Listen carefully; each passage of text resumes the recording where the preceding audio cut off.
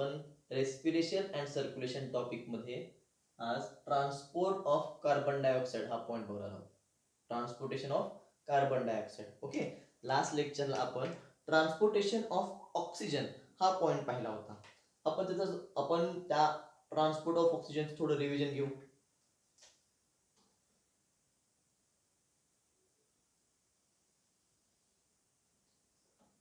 अल्व्हिओलस हा लंग्स मधला पार्ट आहे, हे तुम्हाला लक्षात आलं असेल. ओके, अल्व्हिओलस हा लंग्स मधला पार्ट आहे. अल्व्हिओलस मध्ये ऑक्सिजनचं प्रमाण हे जास्त असतं, त्यामुळं हे ऑक्सिजन आपल्याला ब्लड व्हेसल मार्फत टिश्यू पर्यंत पोहोचवायचं आहे. ओके,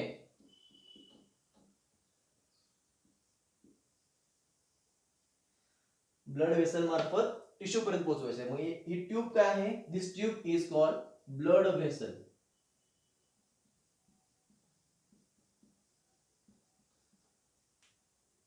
आपल्याला ऍक्च्युली आरबीसी मध्ये काय रिॲक्शन होते हे पाहण्यासाठी ब्लड व्हेसल मोठी काढलेली आहे. Okay, now in a blood vessel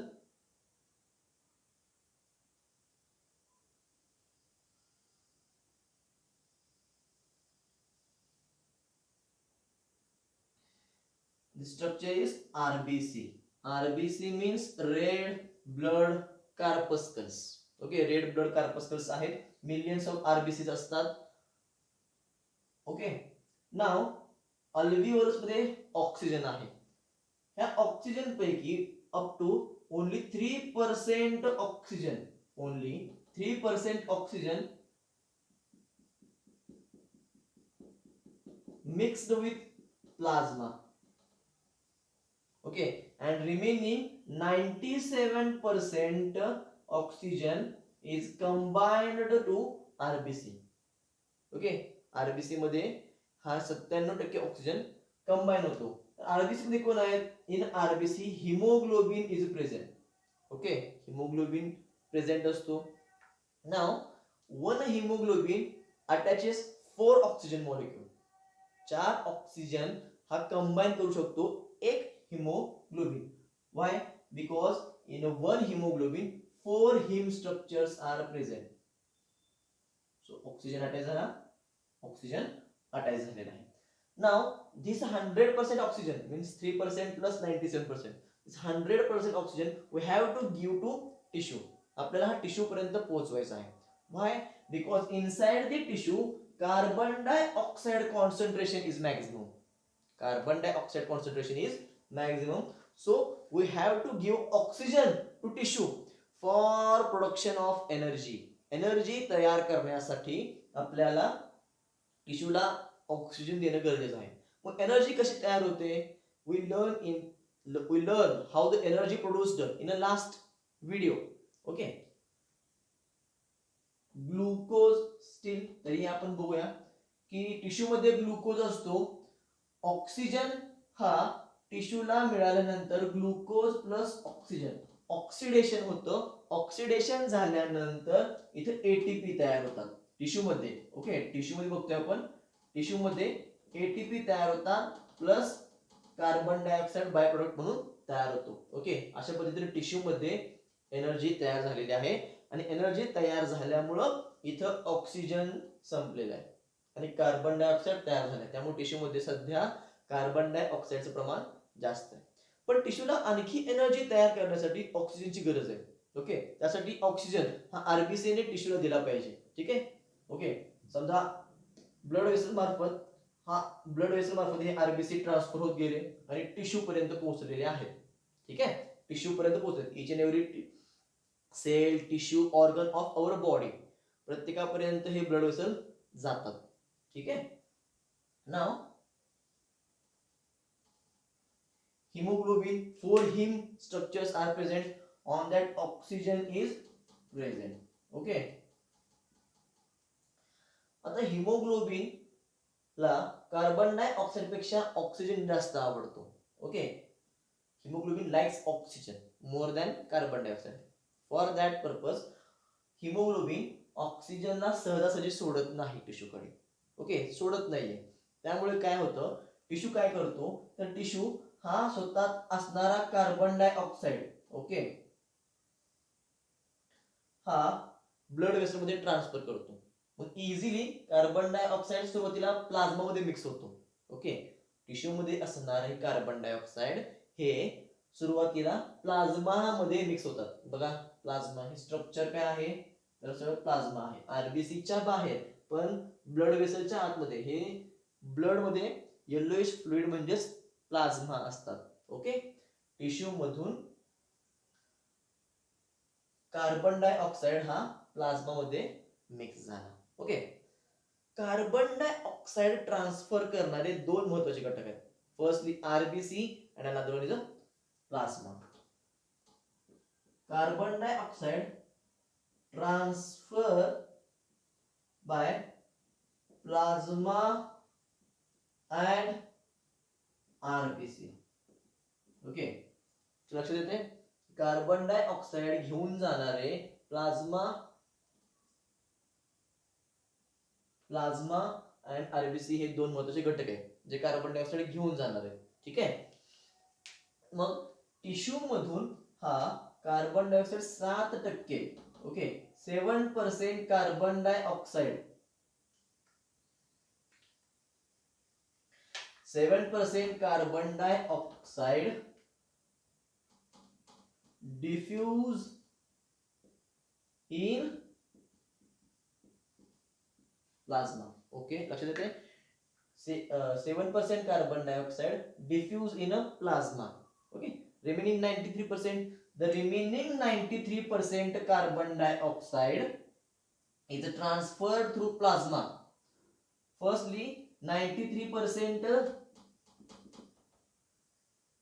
carbon dioxide जो आहे तो प्लाझ्मा मध्ये ट्रान्सफर होईल and plasma and after that from plasma towards the RBC. Okay, RBC मध्ये ट्रान्सफर होतो. How much? 93% of carbon dioxide diffuse into RBC. Okay, RBC मध्ये आलेला आहे. ठीक आहे, आता now this carbon dioxide transferred to plasma and RBC. Now this oxygen transferred towards the tissue.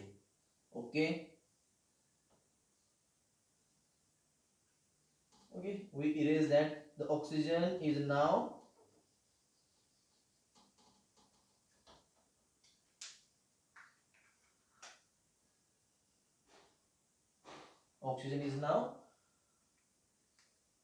transferred towards the tissue. Oxygen मिळालेला आहे त्यामुळे tissue happy आहे कारण तो एनर्जी तयार करू शकतो. ओके, ठीक आहे. नाउ जे 93% कार्बन डायऑक्साईड आलेला आहे, 93% जो कार्बन डायऑक्साईड आलाय, out of that 70%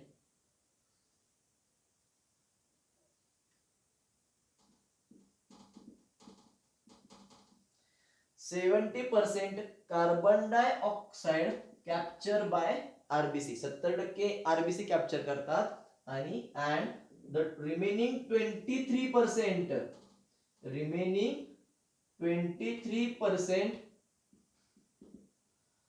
carbon dioxide accept by haemoglobin. Okay, सगळ्यांच्या लक्षात येते.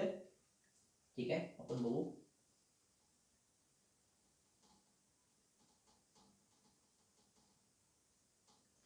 ठीक आहे, परत सगळ्या लक्ष द्या की कार्बन डायऑक्साईड हा टिश्यू मधून 7% कार्बन डायऑक्साईड प्लाझ्मा मध्ये डिफ्यूज झाला. Okay, from tissue 7% carbon dioxide diffused in a plasma. लक्षात येते सगळ्यांच्या. Now here is reaction. इथे एक रिएक्शन होते कारण प्लाझ्मा मध्ये H2O आहे. काय आहे? H2O. ओके, काय रिएक्शन होते बघा, H2O प्लस CO2 वॉटर बरोबर कार्बन डायऑक्साईड मिक्स झाल्यानंतर कार्बोनिक ऍसिड तयार होतो म्हणजे H2CO3. कार्बोनिक ऍसिड तयार होतो. हीच रिॲक्शन आपण इथे लिहूया. Water mixes with carbon dioxide and form H2CO3. Okay, सगळ्यात लक्षात येते इथे H2CO3 म्हणजे कार्बोनिक ऍसिड तयार झालं. Now remaining 93% carbon dioxide transferred from plasma towards RBC. Plasma मार्फत 93% कार्बन डायऑक्साइड टिश्यू मधून आरबीसी मध्ये आलेला आहे. ओके, इथे काय होईल तर 70% carbon dioxide accepts by RBC.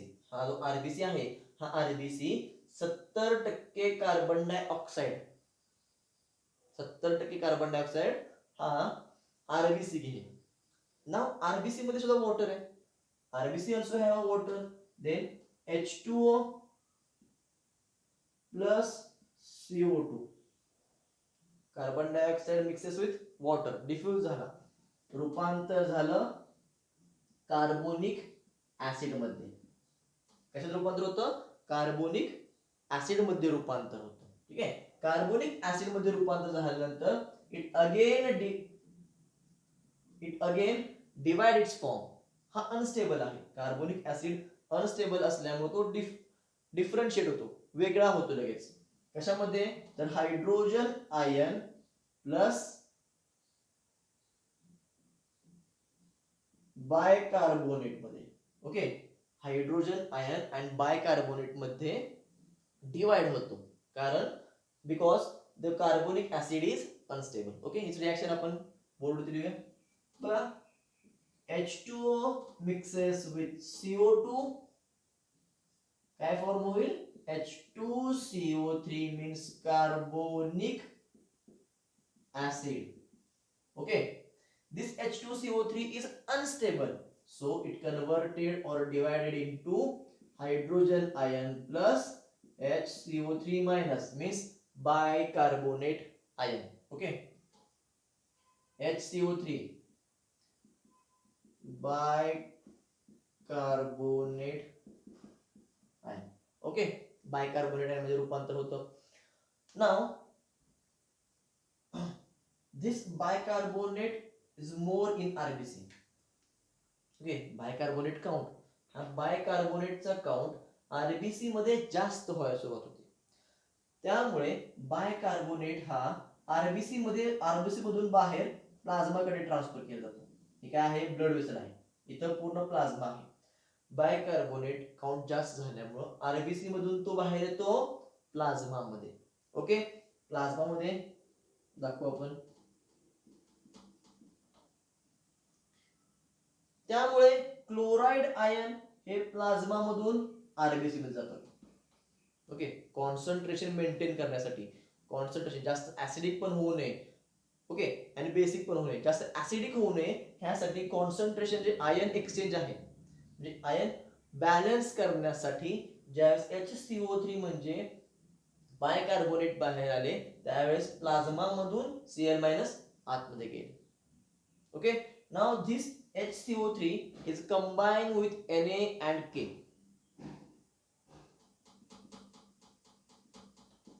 This HCO3 combines with Na and K to balance. Okay, what is the reaction? Na plus HCO3 minus, it forms NaHCO3, sodium bicarbonate. Now K plus HCO3 minus, it forms potassium bicarbonate. Okay, sodium bicarbonate and potassium bicarbonate मध्ये conversion होईल. Okay, now HCO3 तर बाहेर पडले, but because of hydrogen ions the acidity will be blood is increased. Hydrogen ion मुळे blood ची acidity वाढू शकते. त्यामुळे हे हायड्रोजन आयन हिमोग्लोबिनशी मॅच होतात. लक्षात आहे सगळ्यांच्या? हायड्रोजन आयन जे आहे ते हिमोग्लोबिन बरोबर अटॅच होतात आणि त्यामुळे हिमोग्लोबिन हा रिड्यूस्ड फॉर्म मध्ये जातो. ओके, ऑलरेडी H+ कंबाईन कोणाला झाले plus haemoglobin. Now it converts into HB. Okay, deoxyhemoglobin. What we call it is a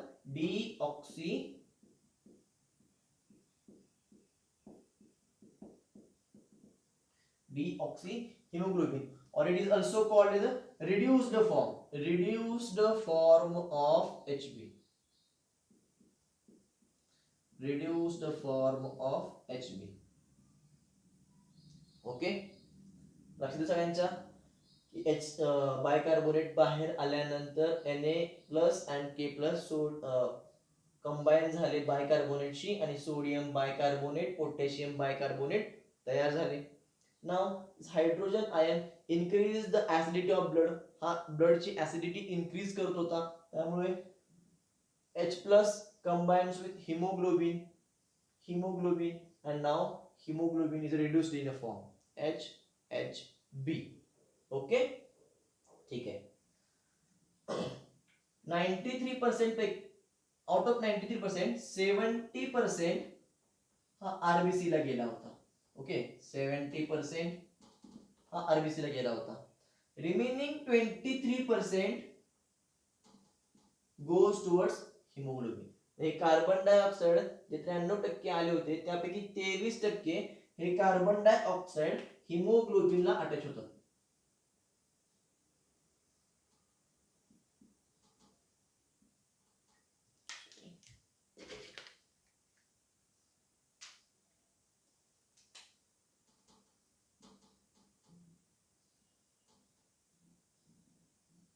okay, ठीक आहे. कार्बन डायऑक्साइड हे हिमोग्लोबिनला अटॅच होतं. ठीक आहे. Now what is the reaction which is called as HbCO2.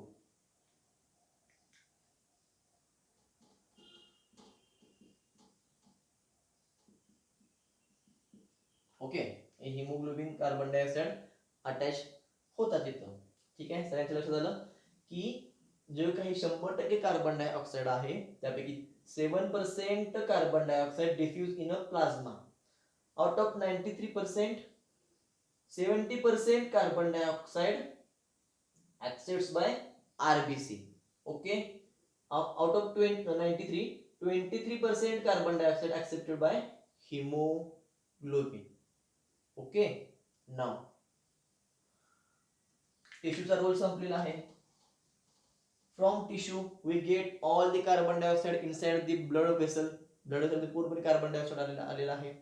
Now this blood is transferred from tissue up towards the lungs. हे जे blood आहे हे ब्लड टिश्यू कडून each and every cell tissue organ कडून blood घेऊन आता lungs कडे जाणार आहे. Inside the lungs oxygen concentration is more and carbon dioxide is minimum. Pressure gradient आपण आधीही पाहिलेला आहे. प्रेशर ग्रेडियंट म्हणजे काय बघा, लक्ष द्या.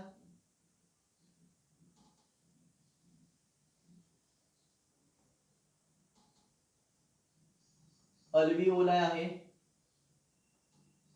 अल्व्हिओलाय मध्ये ऑक्सिजनचं प्रमाण जास्तच असतं.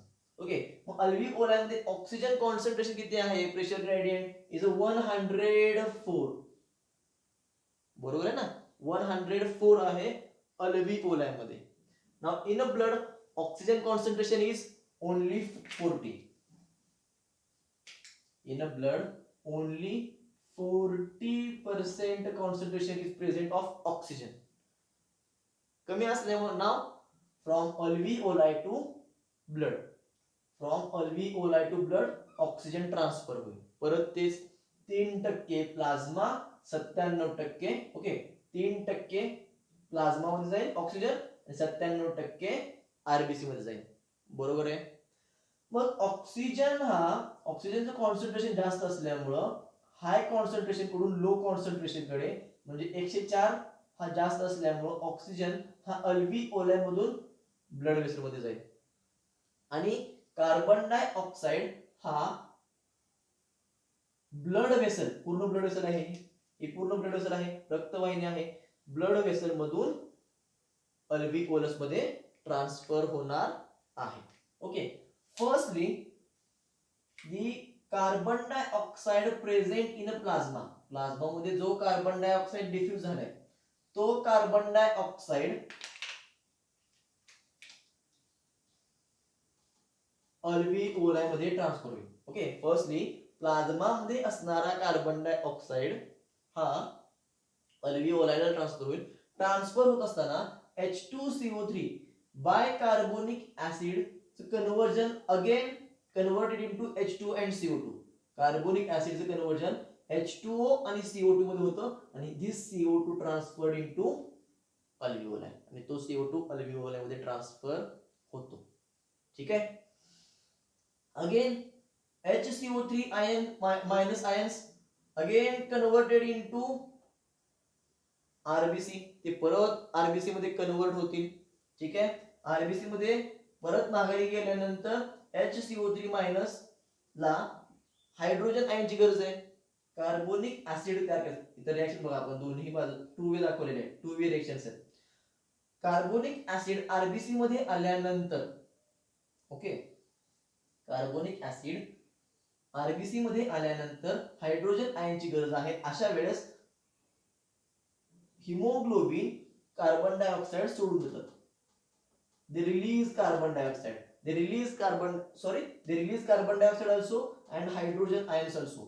Carbon dioxide and hydrogen ions they release करतात आणि हायड्रोजन आयन आणि बायकार्बोनेट कंबाईन झाल्यानंतर, लक्ष द्या, बायकार्बोनेट आणि हायड्रोजन कंबाईन झाल्यानंतर कार्बोनिक ऍसिड तयार होईल. Carbonic acid again converted into H2O plus CO2, water आणि कार्बन डायऑक्साइड मध्ये त्याचं कन्वर्जन होईल and this carbon dioxide is again transferred towards the alveoli. ठीक आहे, बघा 7% तर गेला, 70% सुद्धा गेला, 23% जो कार्बन डायऑक्साइड 23% जो कार्बन डायऑक्साइड हिमोग्लोबिनला अटॅच झाला होता. बघा Hb+CO2 हिमोग्लोबिनला अटॅच झाला होता. हे ऑल्सो डिसोसिएट, इथे सुद्धा डिसोसिएट होतं, विभाजन होतं. विभाजन झाल्यानंतर कार्बन डायऑक्साइड हा अल्व्हिओलामध्ये ट्रान्सफर होतो. Got it?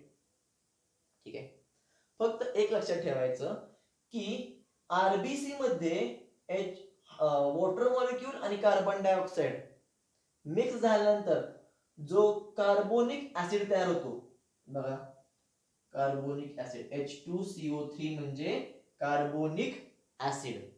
ठीक आहे, H2CO3 जो कार्बोनिक ऍसिड तयार होतो, तो तयार होण्यासाठी कार्बोनिक अनहायड्रेज ह्या एन्झाईमची गरज असते. एक लक्षात ठेवायचं, रिएक्शनच्या वरती लिहायचं. त्यानंतर कार्बोनिक ऍसिडचं कन्वर्जन हायड्रोजन आणि बायकार्बोनेट मध्ये होण्यासाठी सुद्धा कार्बोनिक अनहायड्रेजची गरज असते. नाव this carbonic anhydrase long form आपण लिहूया. CA म्हणजे काय? Carbonic anhydrase. Okay, carbonic anhydrase. Reaction start करण्यासाठी आणि रिव्हर्स करण्यासाठी दोन्हीसाठी सुद्धा कार्बोनिक अनहायड्रेजची गरज आहे. This carbonic anhydrase is a minimum in a plasma, म्हणजे प्लाझ्मा मध्ये नाहीच. कार्बोनिक अनहायड्रेज हा एन्झाईम प्लाझ्मा मध्ये नाही, तोच एन्झाईम आरबीसी मध्ये जास्त आहे. त्यामुळं आरबीसी मध्ये कार्बोनिक ऍसिड लवकर तयार व्हायला मदत होते. प्लाझ्मापेक्षा आरबीसी मध्ये कार्बोनिक ऍसिड फास्ट तयार होतो. That's why 93% carbon dioxide diffused in RBC. त्यामुळे 93% कार्बन डायऑक्साइड हा ब्लड मध्ये डिफ्यूज होतो. ओके, आय थिंक सगळ्यांच्या लक्षात आलं असेल. बघा आणखी एकदा, टिश्यू मधून 1 मिनिटात फक्त आपण संपूया, 1 मिनिटात फक्त मी रिव्हिजन करतो. बघा, टिश्यू मधून कार्बन डायऑक्साइड आरबीसी म्हणजे आरबीसी प्लाझ्माकडे जाणार आहे. हे जाण्यासाठी 3 वेज आहेत. किती? 3 वेज. ओके, ते 3 वेज, 3 वे कोणते आहेत आपण बघू.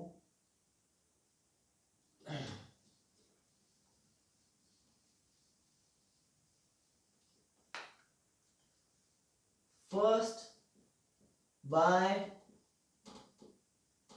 Plasma. Okay, first by plasma. Plasma मार्फत कसं जातो? Carbon dioxide diffused in plasma. Plasma मार्फत जातो. व प्लाझ्मा टिश्यू मधून कार्बन डायऑक्साइड प्लाझ्मा मार्फत किती जातो? 7% फक्त. ठीक आहे, लिहायचं आपण 7%. त्यानंतर बायकार्बोनेट आयन मार्फत. ओके, हा बायकार्बोनेट आयन प्लाझ्मा मध्ये आला होता.